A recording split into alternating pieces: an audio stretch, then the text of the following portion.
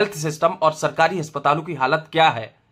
हम सब कभी ना कभी इन अस्पतालों में, सरकारी अस्पतालों में इलाज के लिए जाते हैं, जहां हमें घंटों खड़ा होना पड़ता है, जहां महीनों दौड़ना पड़ता है इलाज के लिए। हम परेशान हो जाते हैं और परेशान होकर, हार कर हम प्राइवेट हॉस्पिटल में जाते हैं, जहां पर हमसे लाखों की मात्रा में पैसे वसूले जाते हैं और हमें अपनी हेल्थ को, अपनी जान को बचाने के लिए ये पैसा इलाज के लिए देना पड़ता है। बट हमारे जो मंत्री हैं, जो स्वास्थ्य मंत्री, शिक्षा मंत्री, वो सब क्या है, अपने मंत्री पद के जो सुविधाएं हैं उनको भोगने में लगे पड़े हैं।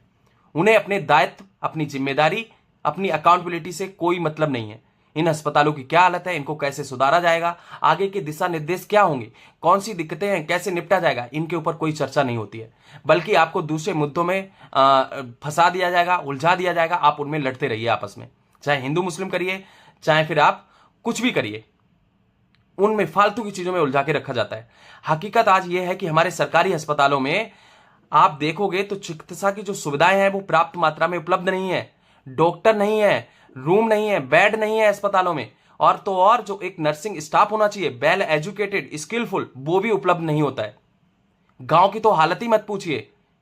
गांव में दूर दराज तक कोई अस्पताल नहीं होता है बड़ा, अगर कोई होता भी है तो वहां पर कोई एम्बुलेंस की सुविधा नहीं होती है। सड़क खराब होती है, अगर एम्बुलेंस आ भी जाए तो उन खराब सड़कों में वो एम्बुलेंस गड्ढों में फंस जाती है।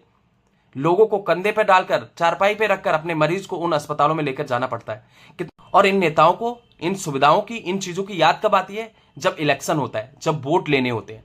और जब ये गांव घूमते हैं तभी हमारे जो लोग हैं ना, वो भी थोड़े बेवकूफ होते हैं। उनको सवाल करना नहीं आता है इन नेताओं से, इन मंत्रियों से। जब वोट लेने आते हैं, इनके वादों को लेकर इनसे सवाल नहीं पूछे जाते हैं, जो तुमने वादे पिछली बार दिए थे उनका क्या हुआ। मैं आपको बताऊंगा कि